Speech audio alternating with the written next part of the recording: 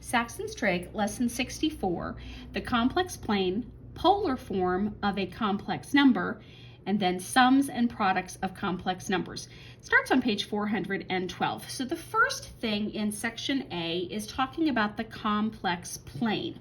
Now, to start that,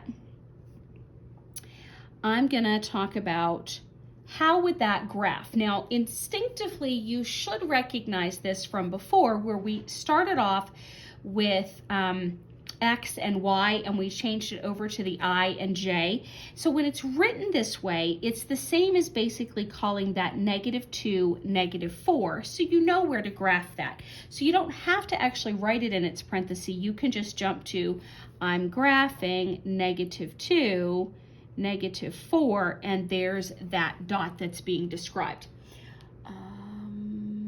Checking all of their highlighted words to make sure I've not missed something of importance for you. Coordinate plane, Argand plane, we've not really talked about that before. It's another name for the 4-quadrant grid.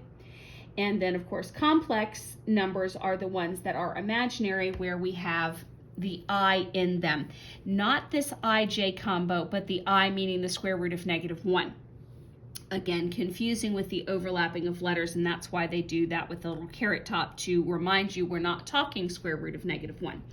Part B moves into polar form of a complex number. So to help kind of organize things, I would put this in my notes. You've got a rectangular form and a polar form for a vector and a complex number. That's the one we're going to talk about new. Okay, so the vector format for a rectangular is your I plus your J format.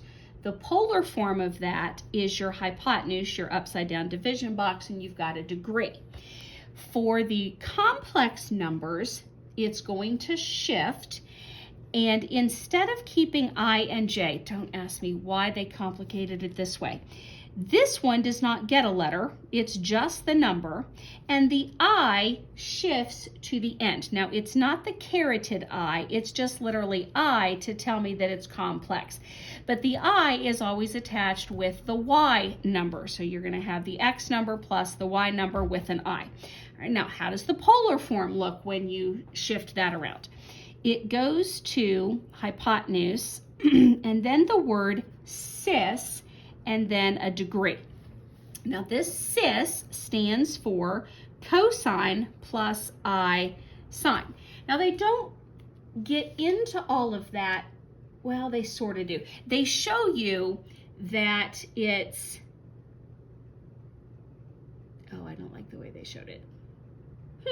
They show you basically that it's coming from cosine plus I multiplying with the sine of the same degree. And so rather than having to write out cosine plus I sine for the same degree every time, they just shortened it to cis, C-I-S. You see where they got that from. So this is that format. And later we talk a little bit more about why it's that. All right, so make sure I didn't skip anything. Yeah, okay, so then in part C, so they introduced this, but they haven't had you do anything with it. They shift gears and they say, all right, what happens when we add or we multiply complex numbers? Complex numbers having I's in them. So I'm going to go to example 1. They're giving you 5 cosine 20 degrees plus I sine of 20 degrees. You see why you love the abbreviation here in a split second. Multiplying with 6 cosine of 42 degrees plus I sine of 42 degrees. Was that in a parenthesis? Yes, it should have been. I failed to put the parenthesis there and then close that out. Yeah, okay, that's right. So they're wanting me to multiply these. This looks complicated. It looks like I'm supposed to be distributing. However, if I write it in its cis format, This is 5, and instead of cosine plus I sine, I'm just going to write cis 20 degrees is multiplying with 6 cis 42 degrees. Oh, isn't the shortcut beautiful? Yes. Okay, so to multiply this, I multiply the whole numbers. Wonderful. 5 times 6 is 30.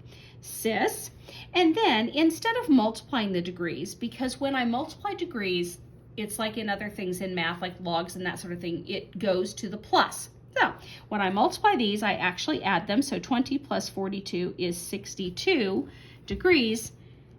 It's a short solution, especially when it's written in its cis format. It's very easy to see.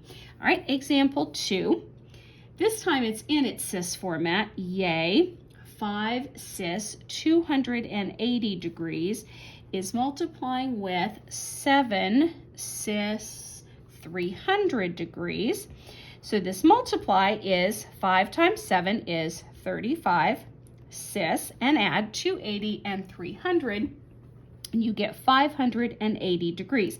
Before I box that, I need to realize that this is more than 360, and it's kind of like simplifying your fractions. That's always the way we want it to be in math. So you want it in its simplified format. Subtract 360 off of that, and you get 220 degrees, and so that's the simplified answer at 35 cis 220 degrees. I jumped to their examples, but section C said sums and products, so I just gave you products. Sums, okay, basically means you want your,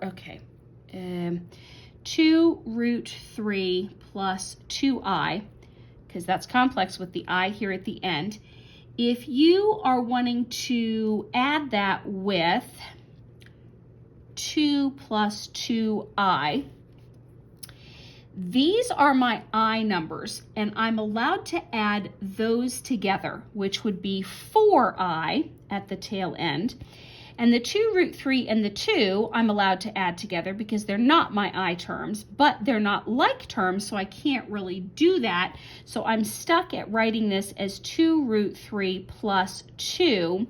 And they put that in a parenthesis just to keep them as a unit so that you know this part is not, it's separate from the I term, which is the last part.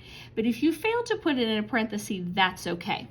And that is, so basically you're just going to add your I terms together, you're going to add these terms together. You are not going to do an addition when it is in its polar format. You're going to convert it back to its rectangular format before doing any additions. Now let me make sure I've not skipped anything else. Oh yeah, they do say that the complex numbers can be multiplied in either format, but if you're trying to multiply in the rectangular formats, like if you were trying to multiply this one times this one instead of adding them, you're distributing this times this, this times this, this times this, this times this, and then you have to convert them. So it's a whole lot faster to convert this one over to its polar if need be, and then just do that quick multiply and add. That's a lot more work, but you are welcome to do it that way. Now I don't think I've missed anything from lesson 64.